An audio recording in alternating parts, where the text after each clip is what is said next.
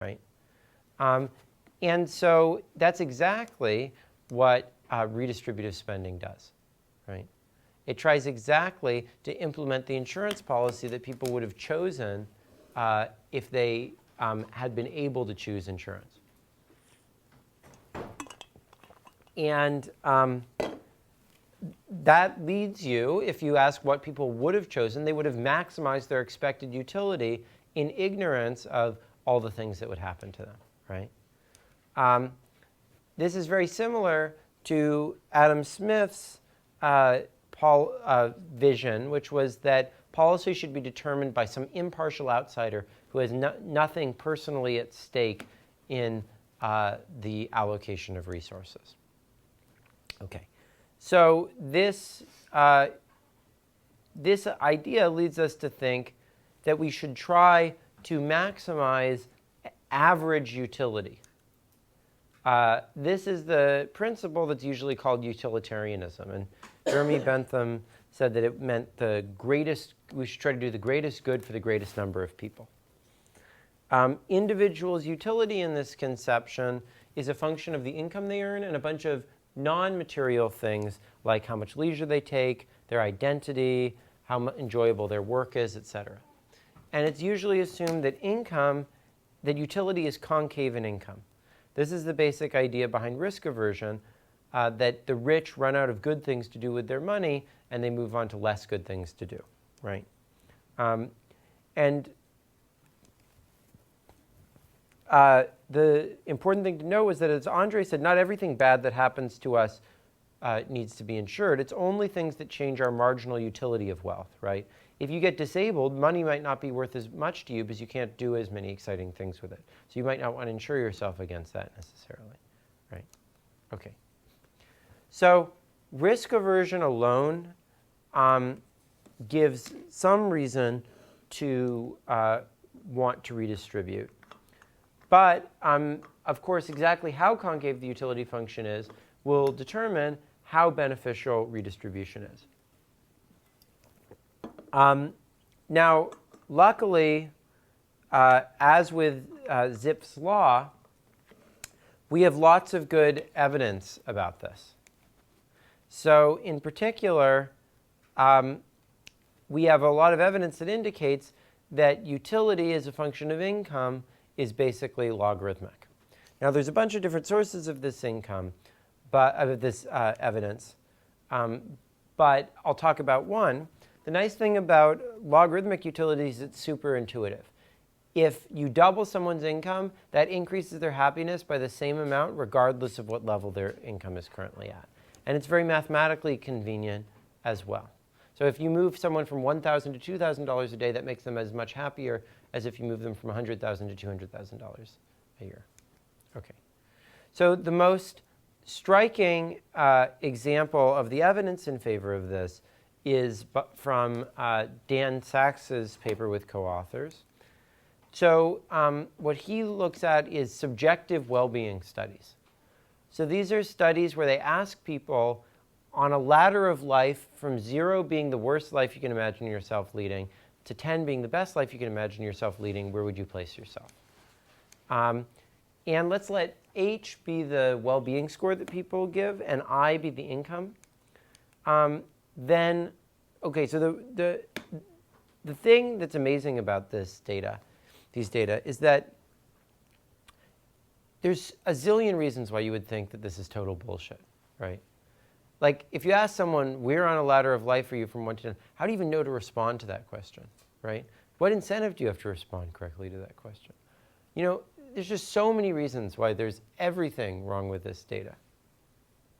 But, amazingly, they find that actually the equation H is equal to 0.35 log I plus some noise fits incredibly well both within and across countries. So here's the amazing graph. So each one of these dots represents a country. And they've plugged in the average logarithm of the real GDP, the logarithm of the average real GDP in that country at purchasing power parity. And then on the vertical axis, they've put the average happiness score for people in those countries.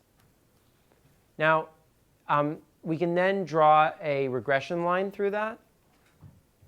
But also within each country, if we have individual level data, we can draw a regression line, right? And these are the lines that are drawn through the dots. And the thing that's amazing is that across countries, you get this totally linear relationship between log income and happiness. And within countries, you get almost exactly the same relationship. OK, so I think that's pretty compelling evidence for using logarithmic utility to analyze people's preferences over income. OK, so designing a tax system involves a whole bunch of issues. You have to decide how much income, whether to tax income, consumption, capital income, how to redistribute the money you collected exactly, what deductions you should allow, should those be targeted or uniform across people, should you have inheritance taxes, and how should you deal with intergenerational issues, how many brackets should you have, where should those brackets lie, et cetera. How should you monitor that people don't avoid their taxes, what government programs should you spend the revenue on, should you subsidize people to get into the workforce at all? That's a big issue. So all these are important issues, but I'm going to focus on two that have both been central topics in economics and sort of been very important in the news recently.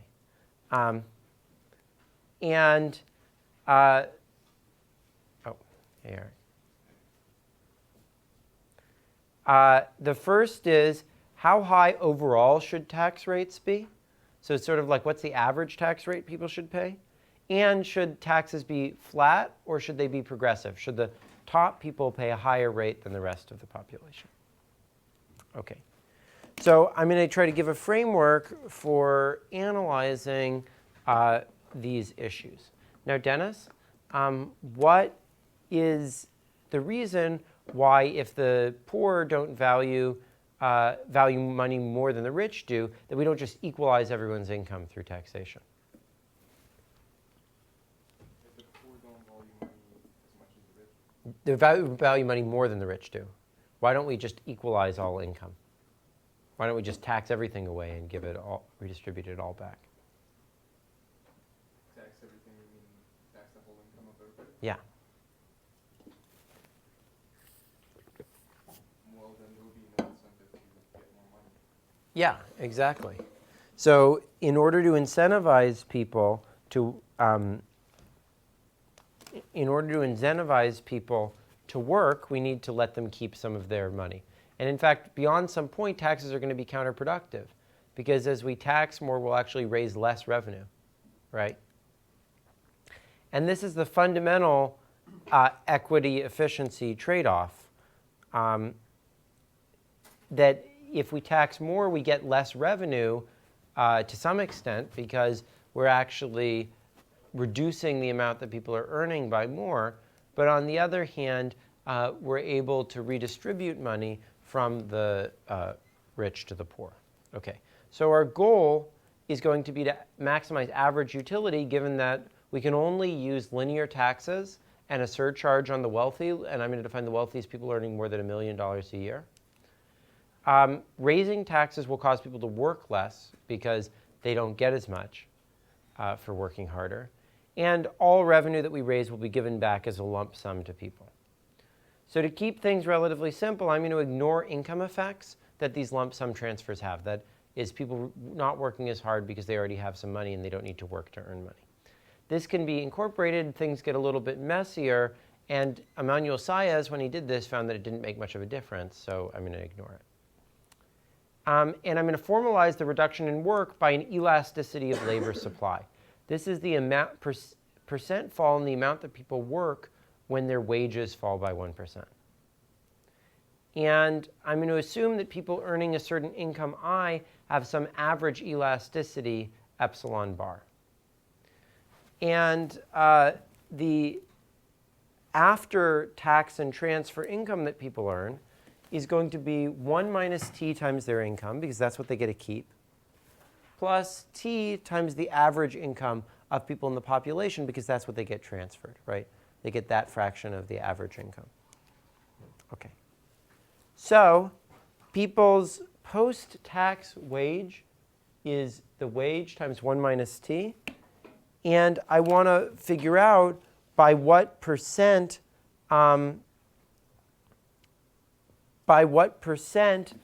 this post-tax wage falls when the taxes increase by 1 unit, because that'll tell me, if I multiply that by the elasticity, by what percent people reduce their income when the taxes rise.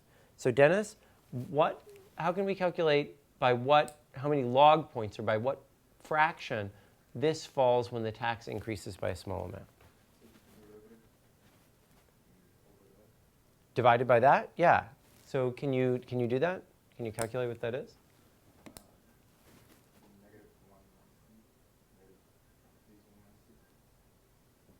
One over that, right? Because the derivative of this with respect to t is negative w, and then you divide it by w times 1 minus t. Yeah, that's negative 1 over 1 minus t. Absolutely. OK. So what that tells us is we want to calculate how much does average income in the population fall when the tax increases by a unit, or by what percent does average income fall? Well, that's going to be the integral over all incomes of the amount by which people's income falls divided by the average income.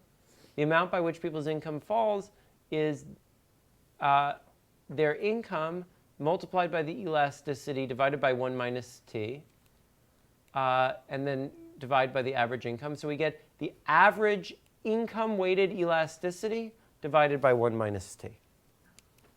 So the average income-weighted elasticity is the average elasticity weighted by the incomes of different people. Okay. So we're going to ignore the income effect of the lump sum transfer. Now, total welfare is just expected utility, right? So that's the average value of the logarithm of the post-tax and transfer income people earn multiplied by the number of people that are like that. And remember that by the envelope theorem, we can treat each individual as if their income was constant when we change the taxes. Their personal income was constant because they're choosing that, right? They're choosing between that and leisure. And so the effect on their income is to the first order, not relevant to their welfare. Okay. So if we take the derivative of this with respect to taxes, we get, first by the chain rule, 1 over the post-tax and transfer income that they earn. And then on the top, we have 3 effects. On the one hand, they lose their income. On the other hand, they gain the average income. So along that dimension, the poor are going to, people who are below the average income are going to want an increase in taxes. People who are above the average income are not going to want an increase in taxes. Minus the tax rate divided by 1 minus the tax rate times the average elasticity of income with respect to taxes, the average labor elasticity of labor supply, right? So we can rearrange that, and it becomes 1 minus tax times the elasticity over 1 minus the tax, because this is how much people reduce the income that they're earning when we increase taxes, multiplied by the average of income, multiplied by the average of 1 over their post-tax and transfer income, which is what we call the welfare weight that we put on those people, because we value giving $1 to a poor person who has a low 1 over their post-tax and transfer income more than giving $1 to the rich, right? Minus the average value of the product of I and W. Now,